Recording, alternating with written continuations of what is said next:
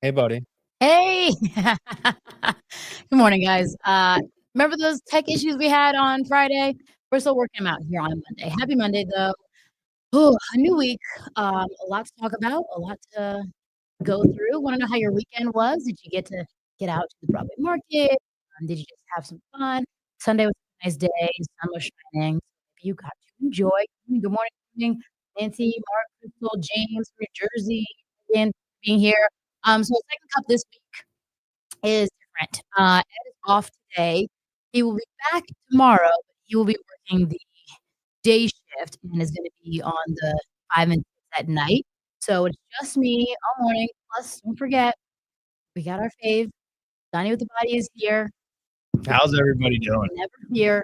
The mics aren't working where I sit right now, so he's gonna be over there. We gotta do our situation. The mic's cutting in and out still, Howard. Just tested. We just troubleshooted it.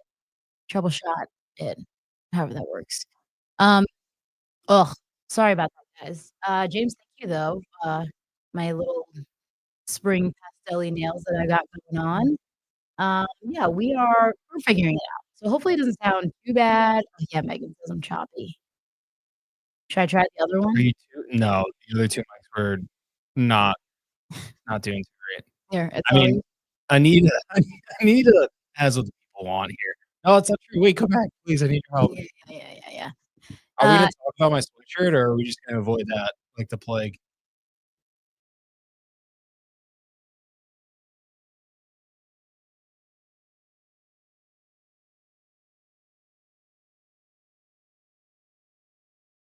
Like Mickey's pouring milk right here, or he's sleeping right. This is awkward. Sleeping right there. I mean, it's just the Monday mood. It is the Monday mood, and that's where we're at right now.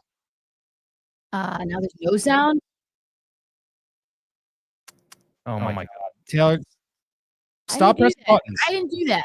Whoever's pressing buttons needs to stop. I promise it's not me. Oh gosh. We're trying our best. Heather loves your Disney shirt. Thank you, Heather. Just can't hear.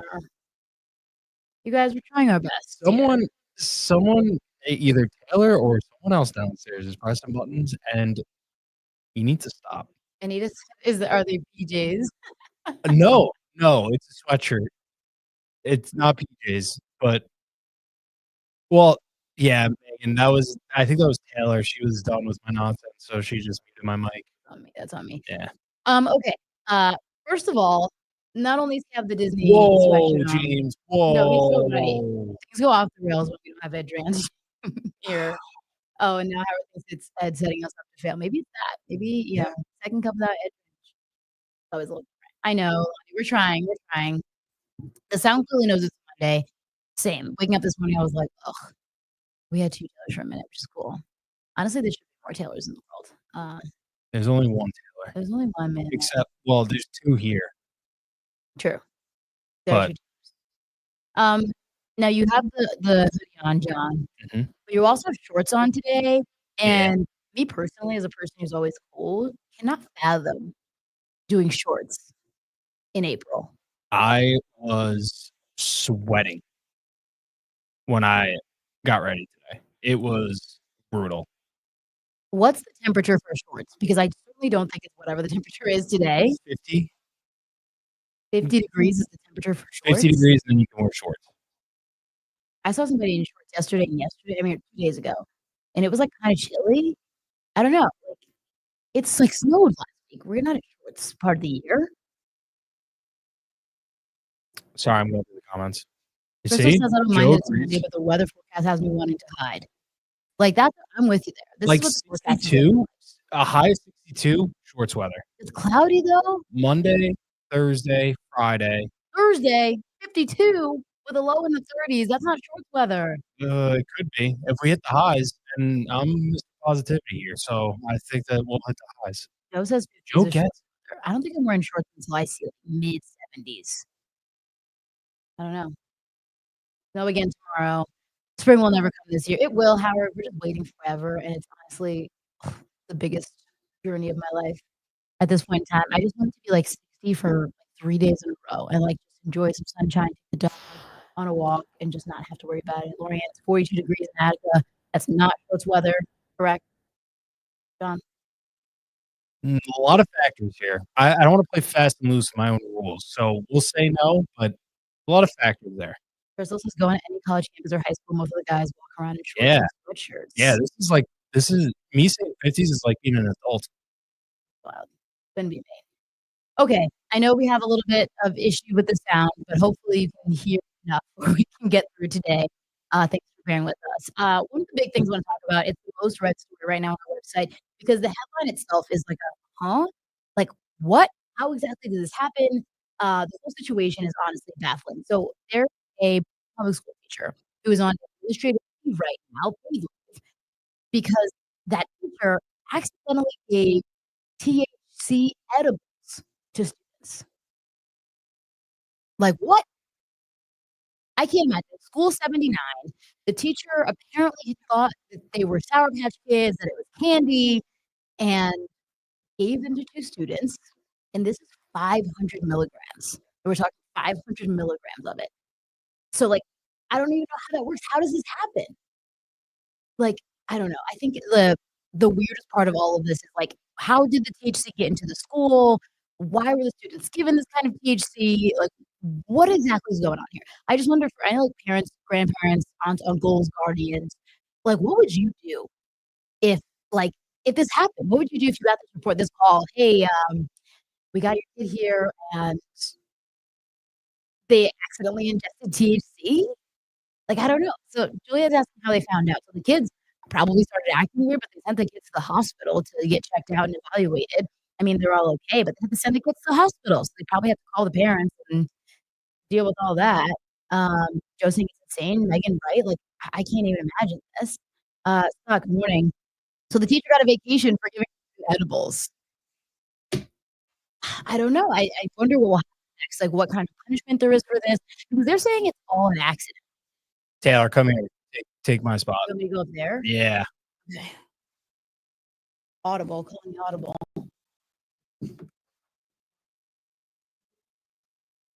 No, but you'll have a full computer right here.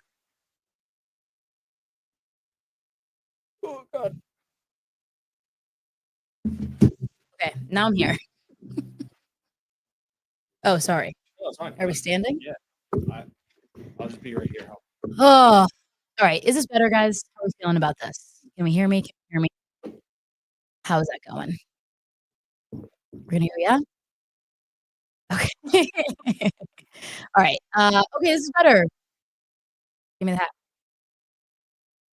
I didn't brush my hair. I didn't brush my hair. There's the hat. Okay, boom. Okay, let's go back to the crazy THC story. So people are chiming in here. They shouldn't have had them in the school, and that's the question. How does one get THC in the school? And then aren't there rules against like when kids are supposed to have snacks and stuff? Like I'm pretty sure they're only supposed to have snacks like during their lunch or during snack periods. Are we just giving out candy to kids these days? Like I just don't understand how this is going. They were just giving them out I don't know. Maybe getting from a teacher, yeah. But I feel like I imagine if like kids like, oh, what's that? Is that candy? Can I have some? And the teacher's like, sure. There's just like, look up a photo of the available candy. If you don't pay attention, you can easily tell. Sometimes, yeah, the packaging will look very attractive to kids, super fun and rainbow colors, and I don't know. Howard says you can only take store-bought wrapped food into the school to hand out. Sounds like the teacher grabbed the wrong bag off the counter, or they were doing an experiment. But that's the weird part is they're like, we don't know where it came from, so we don't know if the teacher had it with them or if the teacher just found it. Also, why would you give candy that you just found to kids? I really don't know. So I wanna read the district statement to you. They said, "BPS is committed to protecting the health and well-being of its students. Please be advised that this was an isolated incident.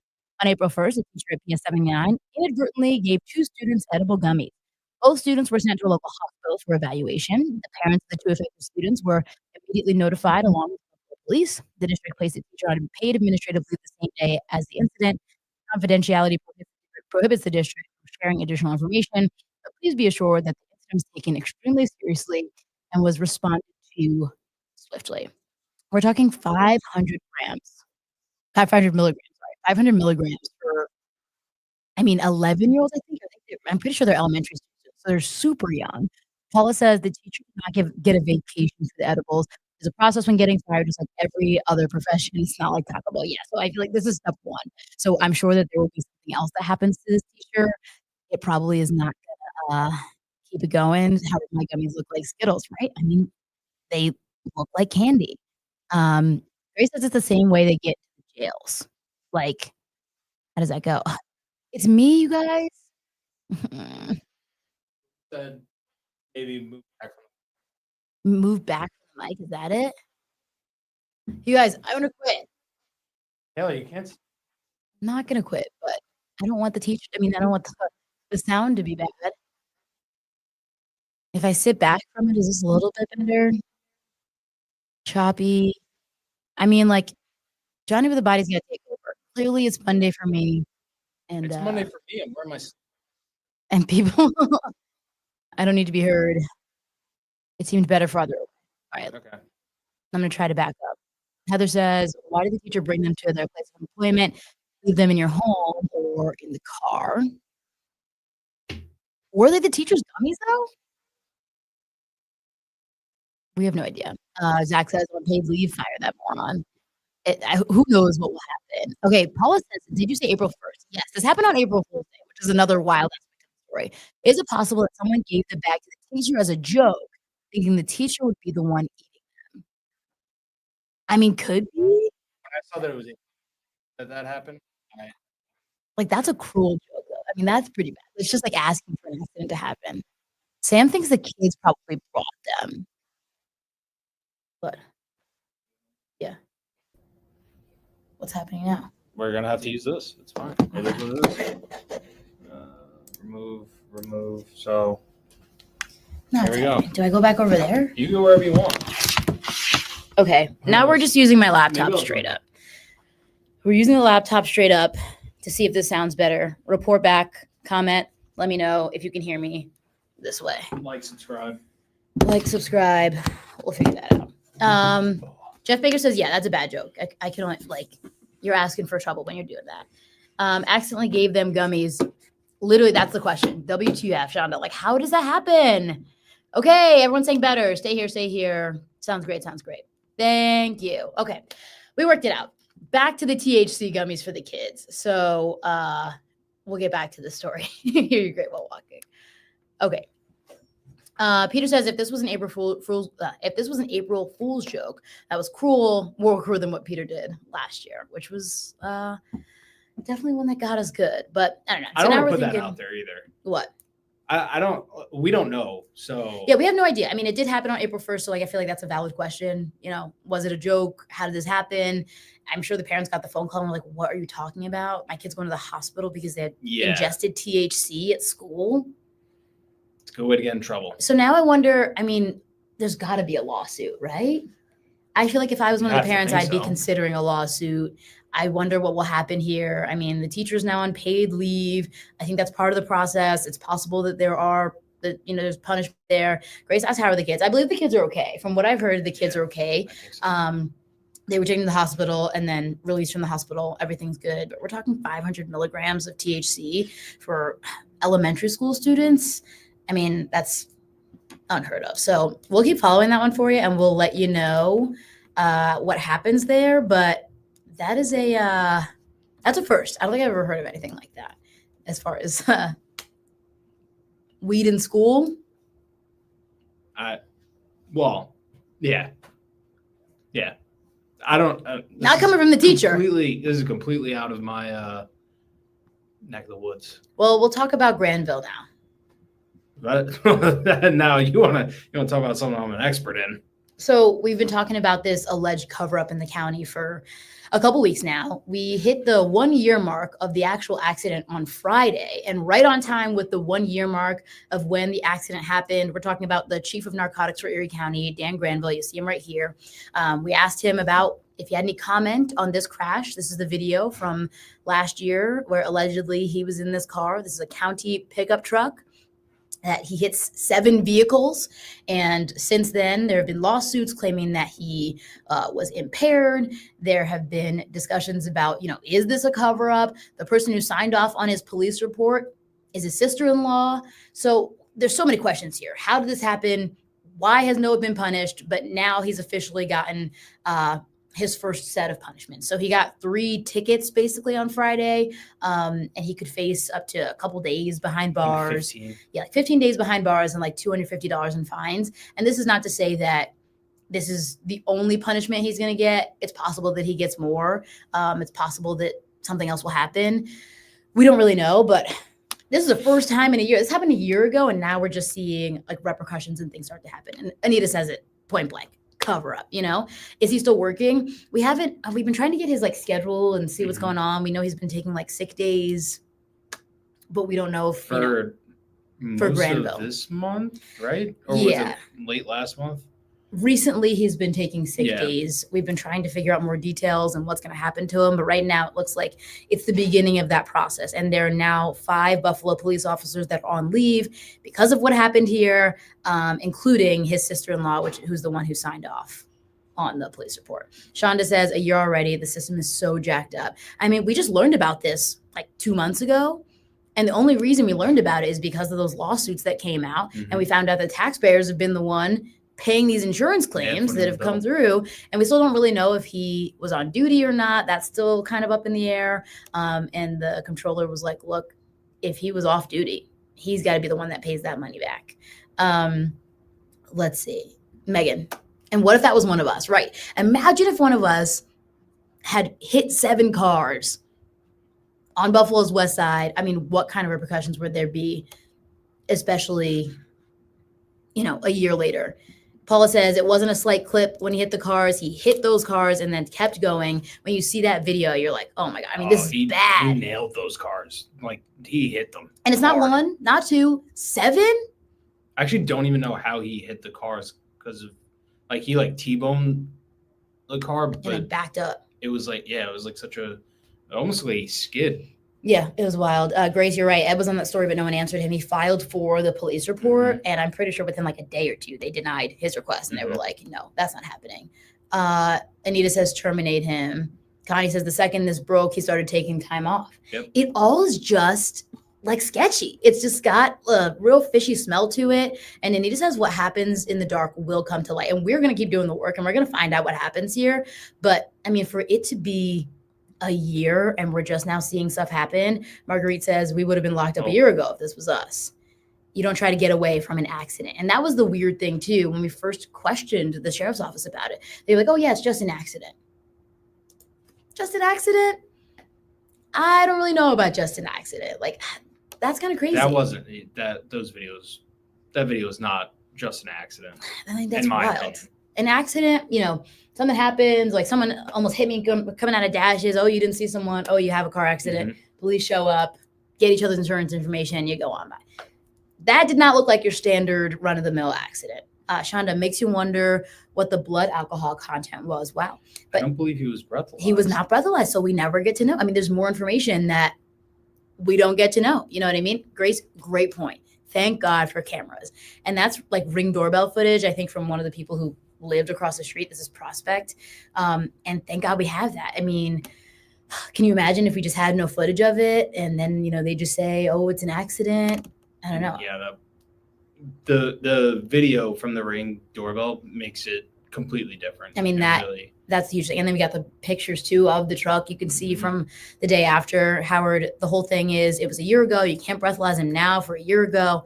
And the evidence can't be proved. It has stink all over it, but proving it is another story, which is a great point because, I mean, what do we do from here? Like, they're going to have to do a whole investigation. The sheriff's office is investigating. They're doing their own investigation. Buffalo police are doing their own investigation. So I wonder how they'll go from that. Marguerite, he'll probably find some doctor to say he had a medical condition that caused the accident. I wouldn't be shocked if we hear that. Interesting. Millie, good morning. You have to lead by example. He needs to be disciplined. Imagine whatever else they're covering up. And those are the questions I think for us as taxpayers, for us as people who live in the county and who depend on these people to keep us safe. What else could they be hiding? I mean, like, How does that happen? Peter, taxpayers get to pay for this nonsense, right? And that's the worst part, in my opinion, is that it just ends up falling on everyone here watching or us. And we had nothing to do with any of this. And we might not have ever heard about it. And yeah, we would have had no idea if not for the lawsuits. That we're just paying for this, and this is just kind of how it goes. Like, I don't stay on top of my finances at all. It's tax day. Tax day. You file yet? It's tomorrow. I filed for an extension. Did you really? Yeah. Who does your taxes? Sometimes I do them. Both. Sometimes I don't. You got to do them. No. So I do my taxes. Yeah. Sometimes I have someone else do it. Interesting. Jen, is there a name? Which one are you talking about, Jen? Are you talking about the Buffalo Public Schools situation? In which case, we don't have the name of the teacher yet. They're still keeping things pretty confidential. And the name of the chief of narcotics is Dan Granville, and he is the one that is in trouble. We don't have the names of the other Buffalo police officers except for his sister-in-law. Paul said, yeah, I assumed he just clipped a couple of side view mirrors. That video clearly shows serious damage, and that's why, that $60,000 that taxpayers are on the hook for is that's the only reason we really know about it. Anita, yeah, girl. Tax day is tomorrow. File for that extension if you need it. That is the situation. Jen is asking about the teacher. I don't know the teacher's name, so that's one. I mean, has not been announced. Yeah, we're just figuring that one out, kind of as things develop here and trying to get more pieces of it. But I'm assuming if there's punishment that happens there, we'll find out more and how that goes. Tracy, has anyone found out if he was at a bar or a friend's house or if he had been drinking? We don't know for sure. Yeah. I mean, there's a lot of speculation going on. There's a lot of talk about where he was or where he was before. And we can't confirm anything just yet. So hopefully we find out more information. And someone who mentioned, what else don't we know? You know what I mean? What else is happening behind the scenes? That's the worst part, is that it brings up more questions. Yeah. That you wouldn't even think about. But it's almost like a scary thing, because if they're going to cover this up and then have taxpayers foot the bill, what else has not been transparent in the county? Yeah. Jeff Baker, the only part of this as an accident is getting caught. Eesh. Rough. Paula says sometimes they do them. It's free online. Take an hour and get her done. Get her done, brother. I gotta sleep later, so I'm probably not. File those taxes, get it done, don't have the headache. Mark, I got my refund the same day. We should have gone for happy hour drinks or something, because when that refund hit. That was probably a bad time to bring up going out for drinks, but. Oh, after that, yeah. After Granville, but that's fine. We're shifting gears. Yeah, we'll move on. James, you can file by tomorrow, but it'll take the IRS forever to go through everything, especially since so many government accountants were fired. And also, I mean, this is, I feel crunch time. So it's ramped up. So it'll probably take you forever to get your refund once you get to that point. Mm-hmm. But and they're starting layoffs at the IRS as well. But it was another weird. Round of layoffs. That was a weird situation though, because I think some people who worked at the IRS were supposed to get reinstated because of the lawsuit that happened, and the judge struck it down.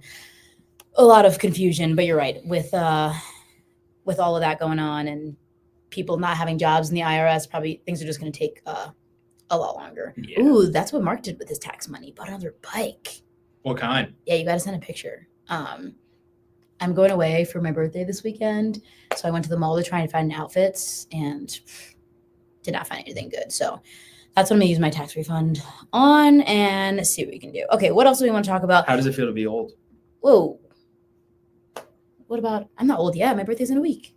Okay. I have one more week left at 26. How does it feel to have a week left to be young?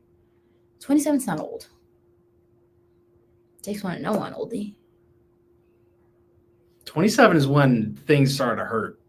Oh, I'm hurting today. I worked out yesterday and I think I strained something. That's what I'm saying. Everything starts to hurt right around 27. Knees. You go to get out of the chair and everything just kind of cracks a little bit more often. That's crazy. Yeah. It's a Jameis Citizen 2.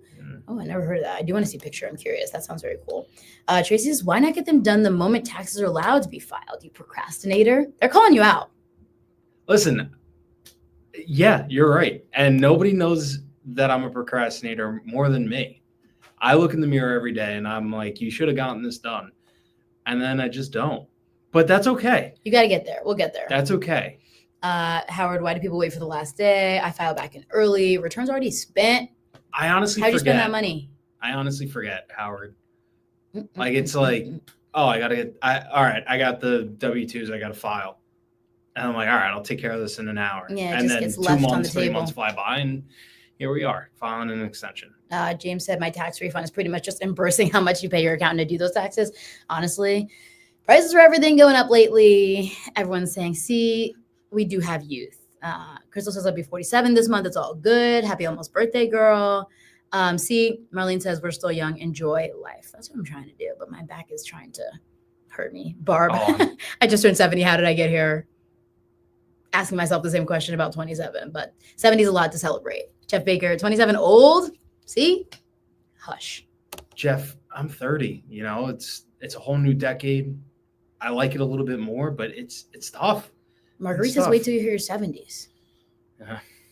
And Paula, with your motivation here, by the You're way, so lucky. the government has your money. Get your money back. I know. I hate being the disappointment to the Cuppies. I really do.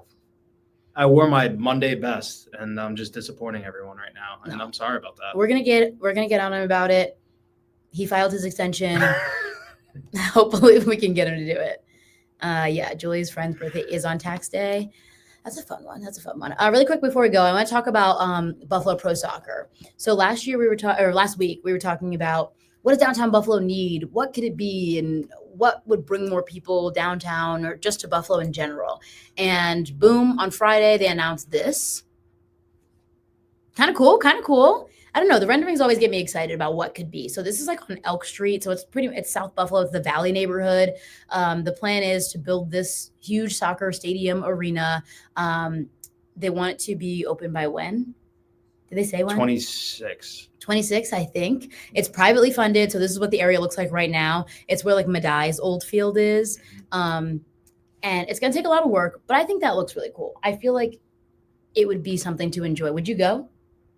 Not a soccer fan? Not really a soccer fan. But I think, and I understand, I totally understand that there was money involved with choosing the location. But I feel like not having it in downtown Buffalo. You wanted it more like centrally located downtown. Yeah, because they were considering like the Cobblestone District. You would have been down for that? Yeah, which is perfect. Yeah. But now I think if I'm a homeowner in this area of Buffalo, do I want a soccer stadium there? I don't know. They want to do like shows and entertainment stuff and like have other things, not just the soccer. Grace says like more shopping in stores. Like think about that. Okay, what if they were like little shopping, like an outlet set up or a couple stores around the stadium? Mark makes a good point though. I don't like the site with all the chemicals around there. Mm-hmm. So right behind where the field is going to be, there's like a chemical plant.